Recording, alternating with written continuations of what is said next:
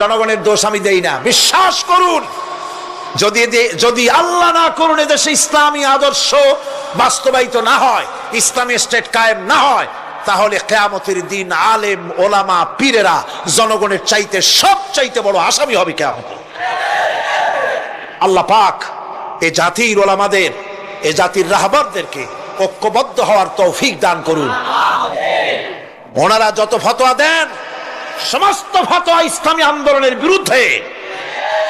মদখোরের কাছ থেকে টাকা নিতে আপত্তি নাই, নিজের মঞ্চে জেনাকার খুনি মদখোরকে নিয়ে এক প্ল্যাটফর্মে বসে বক্তৃতা করতে আপত্তি নাই, কিন্তু ইসলামী আন্দোলনের লোককে মঞ্চে জায়গা দেয় না। সমস্ত ফতোয়া ইসলামী আন্দোলনের বিরুদ্ধে তারা দেন। আমি তাদেরকে অনুরোধ করব, আসুন, ঐক্যবদ্ধ হওয়া ছাড়া পথ নাই আল্লাহর দ্বীন প্রতিষ্ঠার জন্য। আর মনে রাখবেন, আপনারা যে ষড়যন্ত্রের শিকারে পরিণত হয়েছেন, যদি দ্বীন প্রতিষ্ঠা না হয়, আর তারা যে স্বপ্ন দেখছে, ইন্ডিয়া এবং তার অনুসারীরা নাস্তিকরা যে স্বপ্ন দেখছে, তা যদি বাস্তবায়িত হয়, কে জামাত করে, কে শিবির করে, কে ফুরফুরার মুরিদ, কে সরসিনার মুরিদ, কে অমুক ইন্ডিয়ার পীর সাহেবের মুরিদ, পাকিস্তান পীর সাহেবের মুরিদ, এইগুলা তালাশ করা হবে না। হবে? ওই যে রাশিয়া এসে ঢুকছিল কোথায়, আফগানিস্তানে, সেইখানে সব আলেম ওলামারা জঙ্গলে যাইয়া এক হইল। ওই যে একজন বলছিল যে আমি গেলাম, আমার ছেলে গেল তার মামু বাড়ি, মাইয়া গেল তার নানা বাড়ি, বউ গেল তার বাপের বাড়ি, আমি গেলাম আমার শ্বশুর বাড়ি, যাই দেখি সব এক জায়গায়। এই লোকগুলি আলেম ওলামা পীর বুজুর্গ সব গিয়া পাহাড়ের মধ্যে এক জায়গায় হয়েছে। হায় হায়, সুন্নি কড়া সুন্নি, গোলাপি সুন্নি, ওহাবি ঠান্ডা সুন্নি, তারপরে দেওবন্দি, সব এক জায়গায়। হায় হায়, কি সর্বনাশটা করলাম! যদি ঐক্য থাকতাম তাহলে কি আলাসি আমাদের উপরে হামলা হতে পারতো, করতে পারতো? চোখের পানি ফেললো, কানলো, একে অপরকে জড়াই ধরলো। তখন অনেক সর্বনাশ হয়ে গেছে, অনেক জীবন দিতে হয়েছে এই ঐক্যের পর। তারপরে আল্লাহ মেহেরবানি করেছেন তওবা করার কারণে। কিন্তু আমাদের দেশে অনৈক্যের কারণে, আল্লাহ না করুন, যদি এখানে ইসলামের দুশ্মন যারা, আজ তো তারা রেডিওতে বসে আছে, আজ তো তারা টিভিতে বসে আছে, আজ তো তারা নাটক তৈরি করে, আজ তারা সিনেমা তৈরি করে। गुलिस्तान के हर शाख पर उल्लू बैठे हैं, फिर अंजाम गुलिस्तान क्या होगा। ফুল বাগিচার ডালে ডালে হুতুম পেচারা বসে আছে, এ ফুল বাগানের অবস্থা কি হবে? নাস্তিক, মুরতাদ, বেঈমান সব এগুলিকে দখল করে আল্লাহর দ্বীনকে বুড়ো আঙ্গুল দেখাবার প্রচেষ্টা চালাচ্ছে। যদি তাদের স্বপ্ন কামিয়াব হয়, তাহলে মনে রাখবেন, ওই কাবলির মতো, যে কাবলি এসে দেখছিল যে বাঙালি ছেলে, বাংলাদেশি ছেলে, সে জাম খেতেছে, জিজ্ঞেস করছে তুম সব ক্যা খায়া করতে হো? বলছে হাম সব জাম খায়া করতে হ্যাঁ। কাবলি বলছে হাম খা सकते हैं, क्यों नहीं, जरूर तशरीफ लाइए दरख्त पर और मजे से खाइए। আসেন, গাছে ওঠেন, জমের খাওয়া খান। কাবলি উঠছে, এখন ও তো আর বোঝে না যে কোনটা ভালো লাগবে।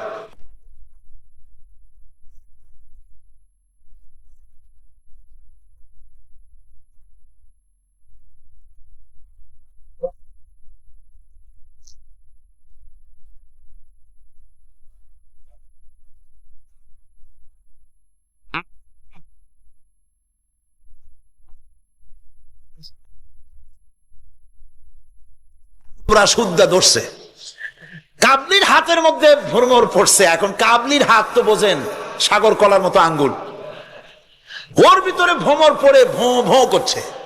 কাবলি বলছে ভোঁ করো, ভাঁ করো, छोड़ेगा नहीं, কালে কালে जितने पाएंगे सब खा छोड़ेंगे।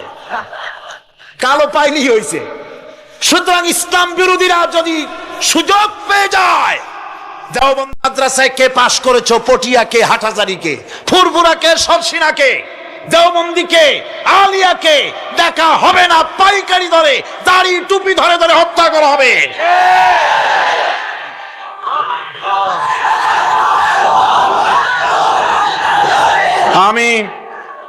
আমি অত্যন্ত বিনীতভাবে চট্টগ্রামের তাফসিরের কোরআন মাহফিলের পক্ষ থেকে গোটা দেশবাসীকে আহ্বান জানাই, আলেম ওলামাদের প্রতি বলি, আপনাদের পায়ে ধরি, ওলামা হযরত, পীর সাহেব কেবলারা আপনাদের পায়ে ধরি, আল্লাহর রাস্তায় ঐক্যবদ্ধ হন, ইসলামী আন্দোলনের বিরুদ্ধে ফতোয়া দিবেন না। এটি আত্মঘাতী কাজ। নিজেদের সর্বনাশ নিজেরা করছেন, নিজেদের পায়ে নিজেরা কুড়াল মারতেছে। এরপরে আমি যুবকদের জন্য বলবো, যুবকরা তোমরা যারা মাহফিলে এসেছো, মাহফিলে যুবকরাই বেশি আসে আলহামদুলিল্লাহ। এই জন্য মাহফিলে ঠেকাবার, লোক ঠেকাবার জন্য কত যে চেষ্টা, তাদের চেষ্টার কোনো অবধি নাই। এই আমি আমার বিরুদ্ধে 1989-90 দুইটা বছর যা জ্বালানো হয়েছে, যেখানে যাই, আমি যাওয়ার আগেই হযরত হরতাল শরীফ আইসে হাজির, 144 ধারা হাজির। তো মাবুদের মেহেরবানি, জনগণ কোরআনের পাগল, বাংলাদেশের জনগণ যেখানে 144 দিয়েছে সরকার, জনগণ সেখানে 288 বানায় দিছে। এক পত্রিকায় দেখলাম সেখানে লিখেছে হরতালও সফল, তাফসিরও সফল। তা আবার কেমনে? তারপরে দেখলাম উনি নিজেই লিখছেন, তিনি আবার এখনকার সরকারের একজন মন্ত্রীও, প্রতিমন্ত্রী। তিনি লিখছেন সেখানে যে সাইদি যেখানে যায় হরতালের ডাক দেওয়া হয়। তো হরতালের ডাক দেওয়া হলো পরে স্কুল বন্ধ, কলেজ বন্ধ, মাদ্রাসা বন্ধ, দোকানপাট বন্ধ, কারখানা বন্ধ। সন্ধ্যার দিকে কারো কোনো কাজ নাই, সব তাফসিরে হাজির। তো দুটোই সফল হলো। কোরআনের পাগল থেকে, কোরআনের পাগলদেরকে কোরআন থেকে বঞ্চিত করা, দূরে রাখা ওদের সবচাইতে বড় ভয়। বুড়ারা ওরাই যাবে মাহফিলে, যুবকরা যায় কেন? ওদের চিন্তা যে আমাদের পুকুরের জিয়ানো মাছগুলি সব তো নিয়ে গেল, ঠেকাইতে পারবে না। এই যুবকদের শরীরের ভিতরে রক্ত কার? না না, আল্লাহর রক্ত না, আন্দাজে কথা কইেন না। এই যুবকদের মধ্যে রক্ত হিন্দুর রক্ত নাই, সূর্য সেনের এক ফোঁটা রক্ত নাই, রবীন্দ্রনাথের রক্ত নাই। এই কোটি কোটি মুসলমান যুবকের ভেতরে রয়েছে শাহ মখদুম, শাহ আমানতের রক্ত, হাজী শরিয়তুল্লাহর রক্ত রয়েছে, হাজী নিসারউদ্দিনের রক্ত, তিতুমীরের রক্ত রয়েছে। সুতরাং এই মুসলমান যুবকদেরকে ইসলামের রাস্তা থেকে সরিয়ে দেওয়া যাবে না। যুবকদের বলি, আল্লাহর দ্বীন কায়েমের জন্য ঐক্যবদ্ধ হতে হবে। বাংলাদেশ আল্লাহর জমিন, কোরআনের আইন এখানে প্রতিষ্ঠার জন্য যুবকদের বলি, ইসলাম শেখো, কোরআন শেখো, চরিত্র বানাও। When character is lost, everything is lost. চরিত্রই যখন হারাবে, তখন তোমার কাছে হারাবার মতো আর কোনো জিনিস বাকি থাকবে না। চরিত্রকে বলবৎ রাখবে। চরিত্র হলো সবচাইতে, মানুষ হওয়ার জন্য চরিত্র শ্রেষ্ঠ জিনিস। এই চরিত্রকে তোমরা হেফাজত করবে, 5 ওয়াক্ত নামাজ পড়বে, ওয়াকুনু মা'আস সাদিকিন, সত্যবাদীদের সাথে থাকবে। যারা ইসলামের আন্দোলন করে তাদের সাথী হও, তাদের কর্মী হও। আল্লাহ রাব্বুল আলামিন তোমাদেরকে যুগের খালিদ বিন ওলীদ আল্লাহ বানাই দিবেন। আমি তো বিশ্বাস করি এই যুবকদের হাতে ইসলামের পতাকা উড়বে বাংলাদেশে ইনশাআল্লাহ।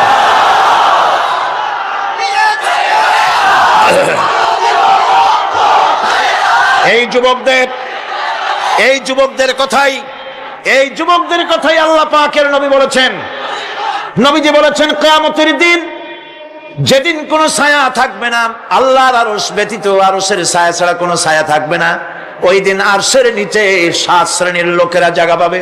ওর ভিতরে হবে এক শ্রেণী হবে ওয়াশাবুন নাশা ফি ইবাদাতিল্লাহ, ওই সব যুবক যারা রাত কাটিয়েছে আল্লাহর ইবাদত করে, চোখের পানি ফেলেছে, তাদের জন্য জান্নাত যুবকদের জন্য।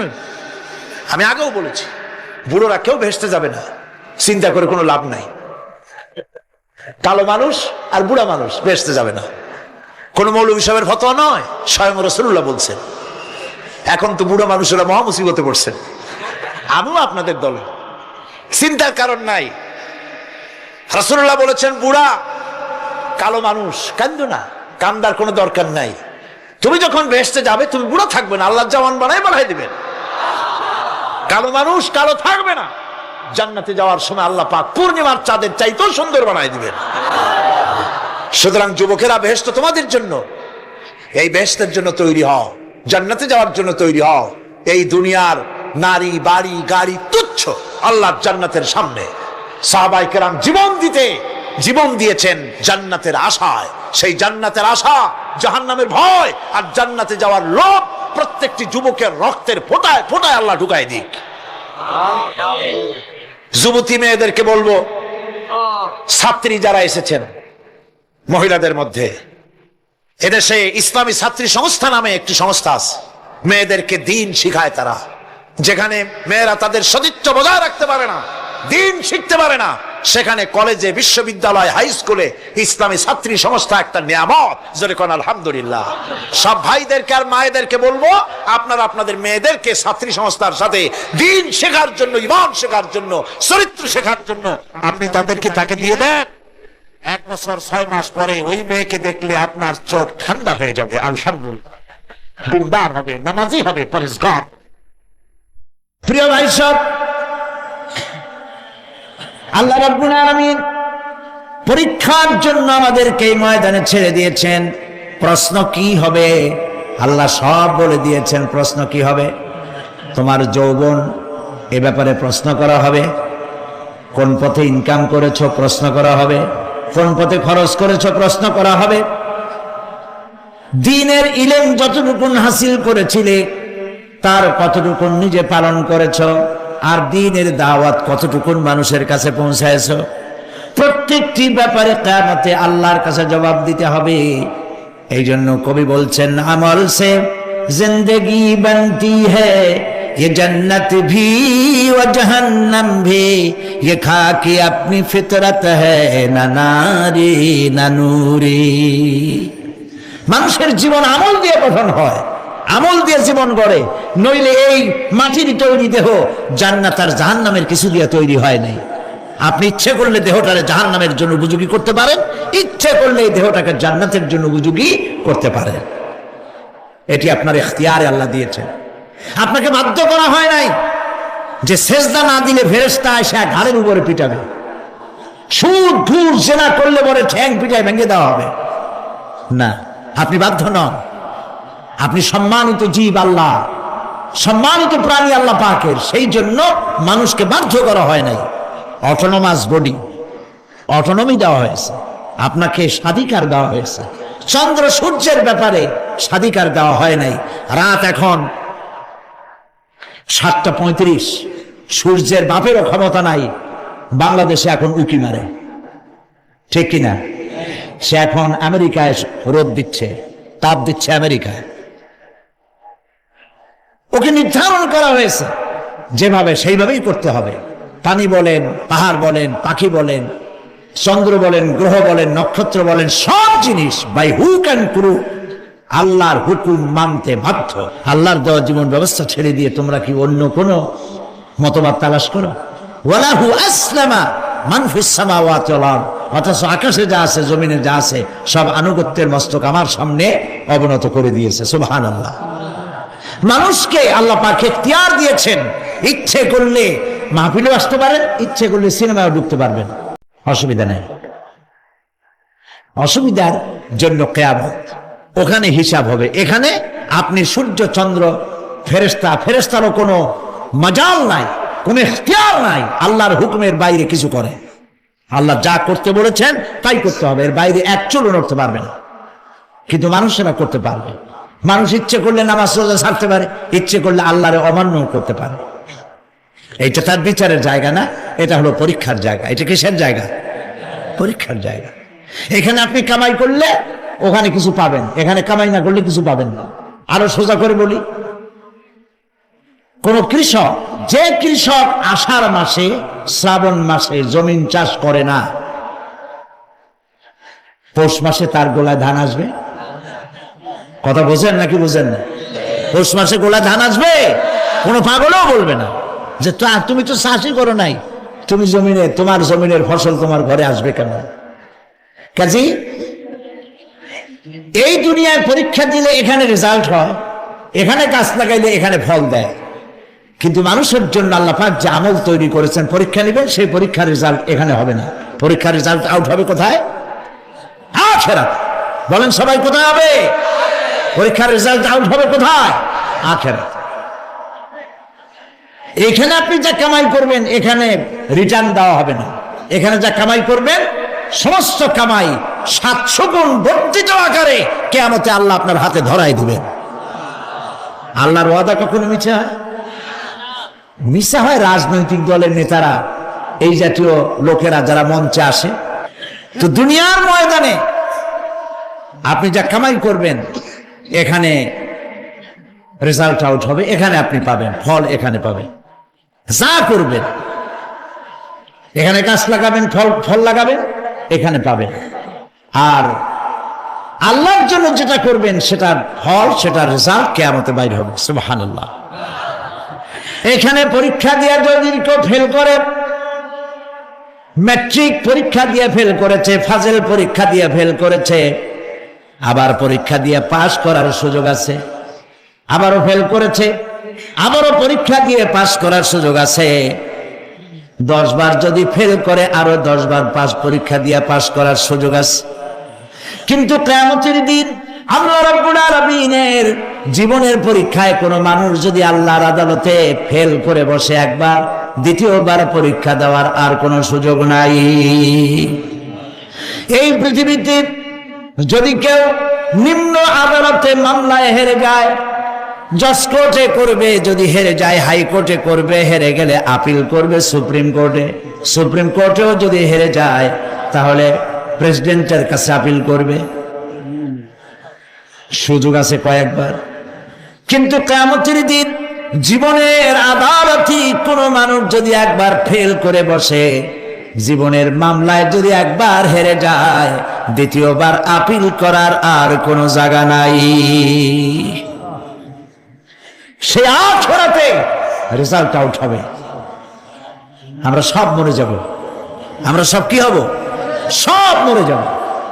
আল্লাহ পাক আমাদেরকে উঠাবেন আবার। মানুষকে কবরে রাখার সময় আমরা কি বলি? মিনহা খালাকনাকুম, জানেন না? পড়েন, মিনহা খালাকনাকুম ওয়া ফিহা নুঈদুকুম ওয়া মিনহা নুখরিজুকুম তারাতান উখরা।